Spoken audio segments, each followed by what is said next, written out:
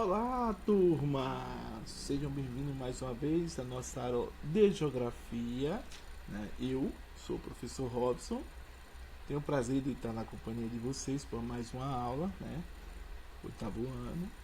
E hoje nós vamos falar sobre meios naturais da América, relevo, vegetação e clima, certo? Vamos aprender juntos, né? Como é o relevo, a vegetação e o clima. Mas vamos trabalhar somente com o livro de vocês, só o livro, né? Então, pegue um livro, vão lá no sumário rapidinho, né? Dê uma pausa no vídeo, olha no sumário lá onde é que está a América, né? E os seus recursos naturais e vamos embora, né? Bom, aqui vai na primeira página lá do livro sobre América, regionalização, meios naturais e países desenvolvidos, né? Ele mostra que povos, né? Mostra a localização das Américas, né? Que tem a América do Norte, a América Central e a América do Sul. Estão divididas aqui nesse mapinha aqui, ó. Cite-se aqui América do Norte, certo? América Central. Não, peraí que eu errei, eu botei aqui o Brasil no meio. A América Central está só aqui, nesse ponto. E a América do Sul, né, que é onde o nosso Brasil está. E ele cita alguns povos aí, né? No livro de vocês, ele cita povos. Ó, o continente americano se estende de altas altitudes do hemisfério sul a altas latitudes do hemisfério norte, né? Quem sabe lá, ó, norte em cima, sul embaixo. O Brasil fica embaixo, né, no hemisfério sul. Pronto, aí nós vamos agora para dentro do assunto sobre as paisagens, sobre os recursos naturais da América, certo? Bom, a área territorial, a posição geográfica, ó, a América ela tem 42.192.781 quilômetros. O continente americano é superado em extensão apenas pelo continente asiático.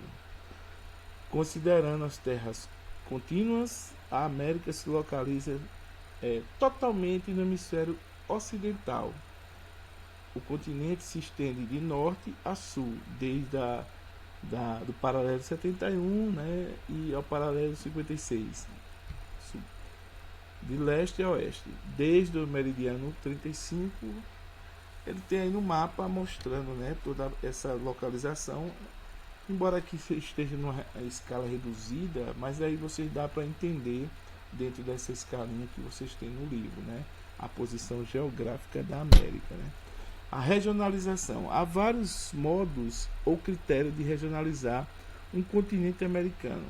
Um deles corresponde ao que estudamos o que eu acredito que vocês estudaram, né? Anterior a isso aqui, né? América Latina, América Anglo-Saxônica.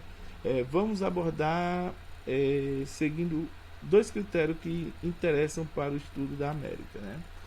A regionalização segundo a posição das terras do continente, considerando a extensão norte e sul do continente americano, pode se dividir em três conjuntos. Aí é aquilo que eu estava falando lá, naquela outra parte, né?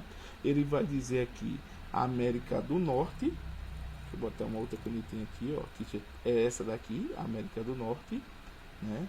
E aí ele cita os países aqui que fazem parte da América do Norte, né?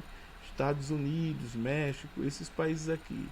Canadá fazem parte da América do Norte, que está aqui nessa parte de cima, né?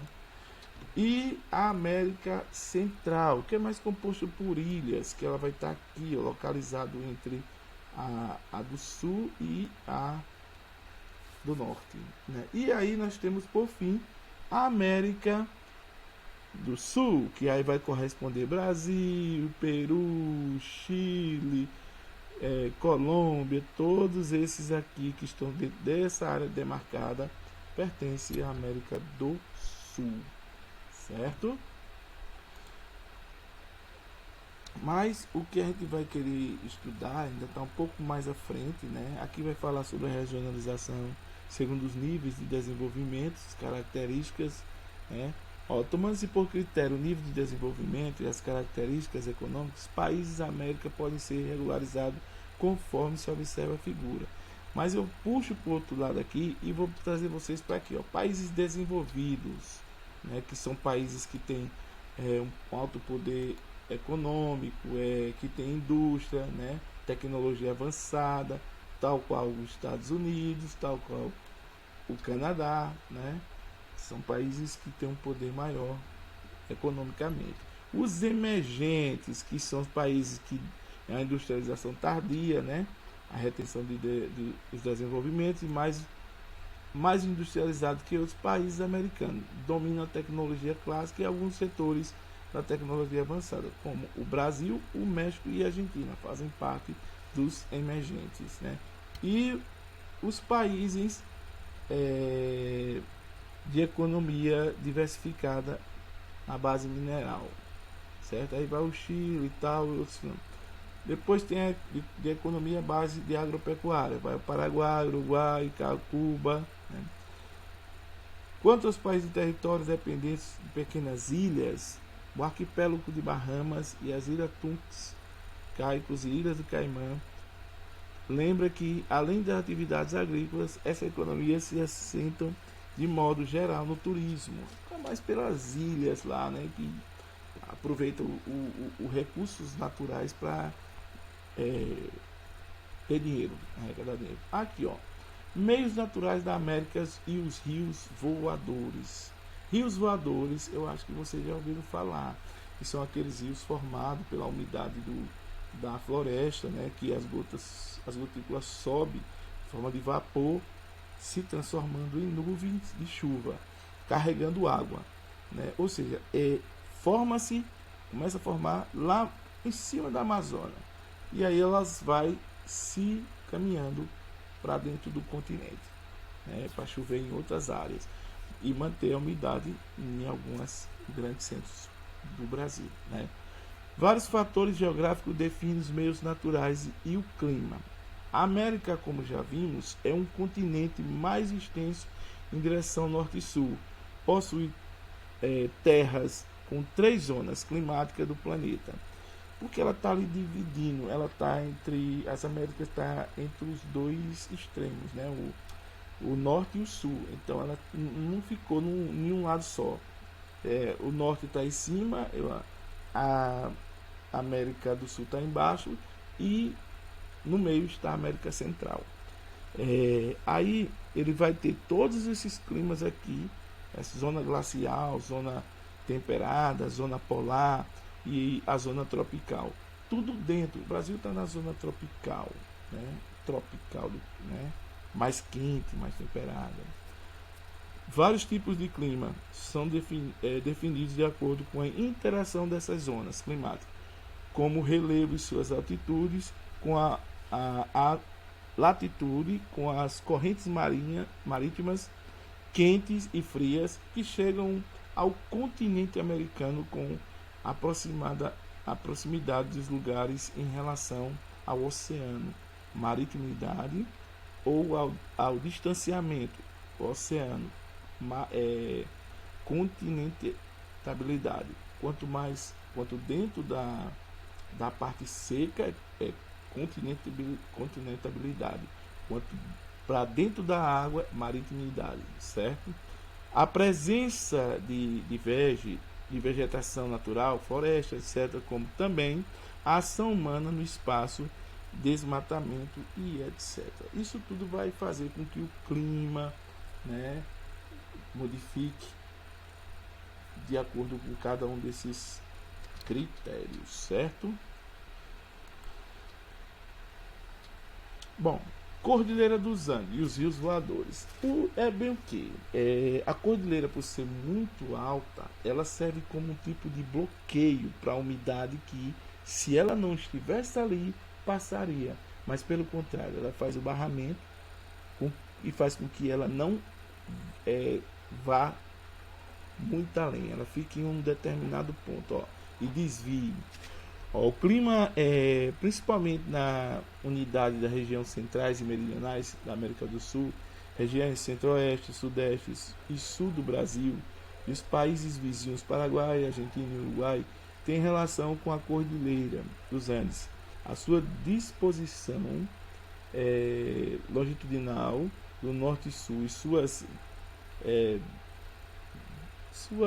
elevadas altitudes, né, interferem na circulação e das enormes massas de ar e dos ventos carregados de umidade e vapor de água. Esses são os que são mais da floresta, o vapor de água, chamados rios voadores, que se deslocam de leste para oeste do Oceano Atlântico para a Amazônia. O nome rios voadores foi dado pelo climatologista José Montenegro, né? Marengo, do Instituto Nacional de Pesquisas Espaciais. Observe a figura. Aí ele mostra na figura, né, como é que funciona todo o processo aí, né, da evaporação, de como ele vai fazer. No livro de vocês tem uma explicação melhor, porque vocês podem ver, né, a cordilheira está aqui, ó, ela não vai deixar essa umidade passar, tá vendo aqui, ó? Olhe bem como ela começa a se formar, ela vem nessa direção, só que ela não consegue transpor aqui a cordilheira e ela se espalha por aqui, ó. Justamente sul, sudeste, né? São Paulo é um dos mais beneficiados pela essa umidade que vem e provoca chuva nessa região, né? Modifica o clima ali. Graças a essa bichinha aqui, a cordilheira, né? Porque senão ela se dissiparia para dentro do oceano, ok? O relevo e o povoamento das Américas. O relevo do continente americano pode ser compreendido por meio de sua divisão em 3 porções: oeste, leste e central. O relevo da porção oeste é dominado por grandes cadeias de montanhas rochosas e cordilheira dos Andes, e por planaltos de altitudes elevadas, planalto do Colorado e da Grande Bacia na América do Norte. São chamados na América do Sul também, né? Altitudes elevadas dessa porção de relevo associada ao clima frio de alta montanha, né? Dificuldade de fixação do homem. Por esses climas ser muito frio, o homem teve dificuldade de se adaptar nessa parte aí, onde tem essas altitudes. Bom, aí ele vai falando um pouco aí sobre a continuação do perfil lá do oeste e leste do relevo, né? Ele vai mostrando as montanhas aí, as cadeias de montanhas, né, que vão influenciar diretamente, né, no relevo, vai mostrando as depressões, né? Aí ele vai explicando. A figura aqui embaixo mesmo das cidades, né? Ó, o relevo da porção leste do continente americano também existe cadeias montanhosas, planícies, litorâneas de maior e menor largura, planaltos. Ele vai mostrando aí na figura, tem montanhas, tá vendo as montanhas lá atrás, né? Ó, as montanhas aqui, as montanhas estão aqui, ó. O Brasil não existe montanha, existe o maior ponto mais alto é o pico da Nebuchadnezzar demais, se não me engano, mas não existe montanhas no Brasil, né? Montanhas, elas são bem, lá nos Estados Unidos tem bastante, né? Diferentemente da porção oeste, as montanhas e serras são porções leste, montanhas Apalaches, na figura 10, lá embaixo, e tem outras montanhas, para se ter uma ideia, o Monte Mitchell, ponto culminante dos Apalaches, tem 2.037 metros de altitude. E o Pico da Bandeira, a Serra do Carapaô, ramificação na Serra da Mantiqueira, nas divisas entre o estado do Espírito Santo e Minas Gerais, tem 2.892 metros localizados. Né?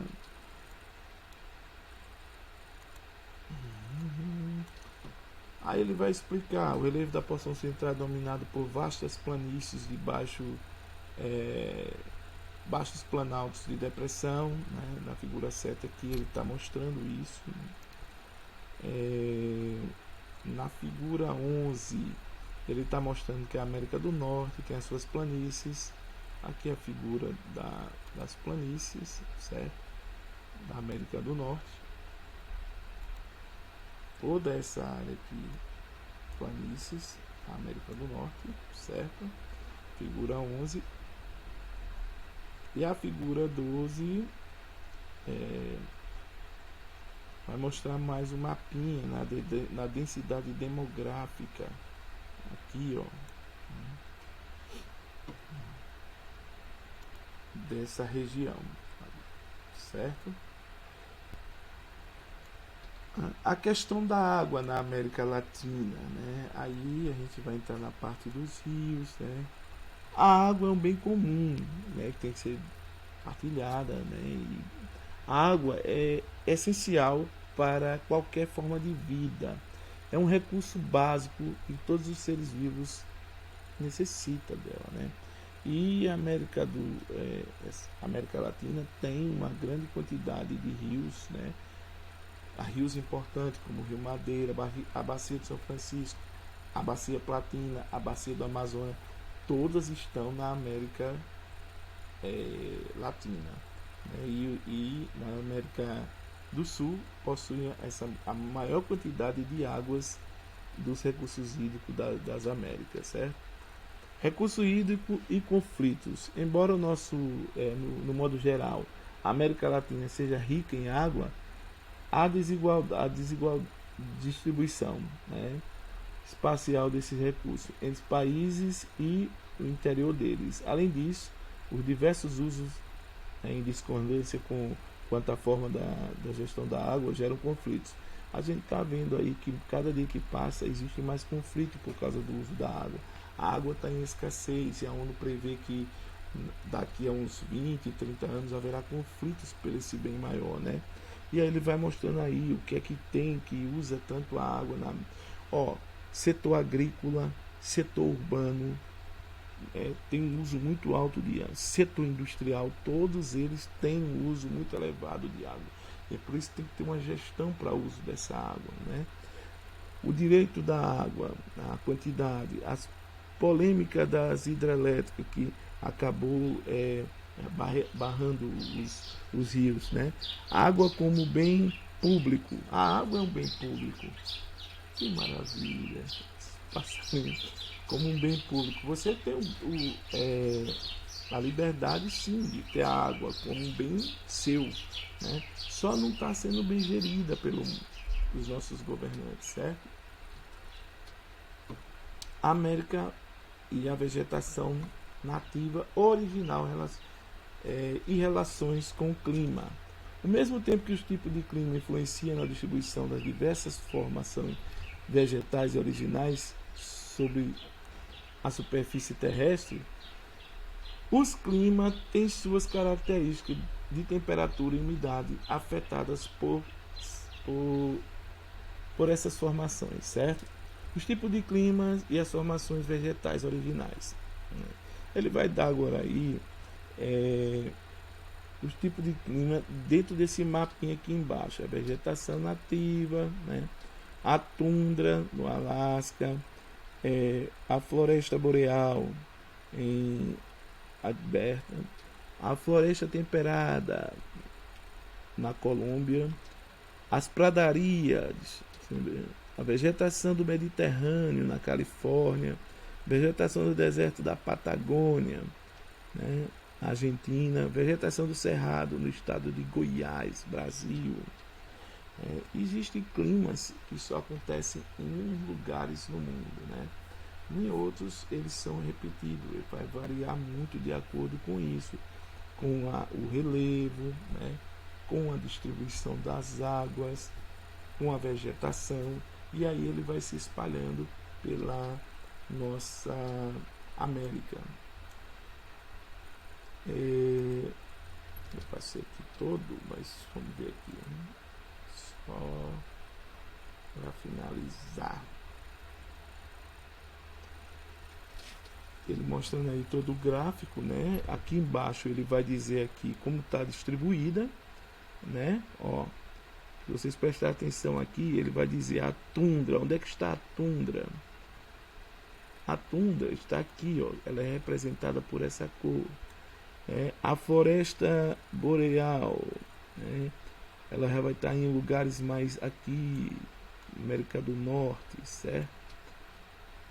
E aí ele vai dizendo cada ponto onde vai estar uma vegetação específica do relevo, que aí vai ser representado também por essas figuras que eles estão mostrando como é cada tipo de vegetação, certo? Aqui é de Goiás mesmo, ó. Dá para se notar. Cada o tipo de planta é diferente, né, de vegetação. Aqui é rasteira, né, nas pradarias. Então, falamos aqui sobre a vegetação, sobre os rios, né, as bacias lá da América do Sul, América Central e América do Norte, né? Espero que vocês, depois com mais tempo, repita, assista novamente, leia o livro. É um assunto interessante que vocês vão aprender mais sobre a região onde vocês moram, né? Ao qual vocês pertencem, né? E logo depois haverá uma atividade que será passada para vocês, né? Vocês fiquem atentos para responder. Eu fico por aqui, espero vocês na próxima aula, ok?